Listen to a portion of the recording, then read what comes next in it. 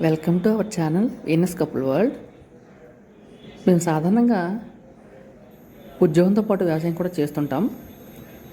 మాకు కొంత పొలం ఉంది. అంటే వ్యవసాయం చేయడం వల్ల శారీరక ఆరోగ్యంతో పాటు మనకు కొంత ఫలసాయం లభిస్తుంది కదా. మన సొంత పంట మనం పండించుకుని హాయి తింటాం. ఆ దృష్టితో మేము వ్యవసాయం కూడా చేస్తుంటాం. మేము మాకున్న కొంత పొలంలో వేరుశెనగ వేసుకున్నాం. వేరుశెనగ 4 నెలలు పండుతుందండి, 120 రోజులు. ఆ పంట పూర్తి అయిపోయిన తర్వాత దాన్ని ఇలా నీరు తడిపెట్టడం, లేదంటే వర్షం పడితే వాటిని పీకేస్తాం. వాటన్నిటిని పీకేసి ఇలా పోగులు పెట్టుకుంటాం. చూసారా, ఇది మా పంట పొలంలో ఉంది. ఇది ఆరుతడి పంట కాబట్టి అప్పుడప్పుడు మొత్తం పంటలో నీరు పెడతాం. చూడండి, తడి ఉంటే హాయిగా ఇలా ఊడిపోతాయి. వీటన్నిటిని ఇందాక మేము చూపించినట్లు ఇలా పోగులు పెట్టుకొని, చూసారా, చుట్టుపక్కల పొలాలు అందరికి కూడా ఇలానే ఏరుతున్నారు. ఇది మా పొలంలో ఇలా ఏరుతున్నారు.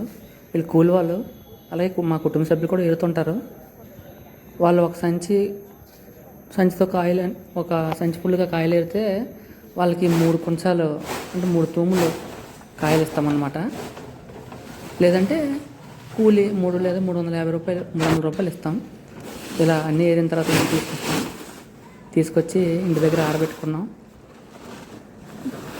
ఇలా ఆరబెట్టుకొని దాదాపు 3-4 రోజులు ఎండిన తర్వాత వీటన్నిటిని కూడా మనకి కొన్ని అవసరాల నిమిత్తం ఉంచుకుంటాం, మిగతా బంధువులకి ఇస్తాం.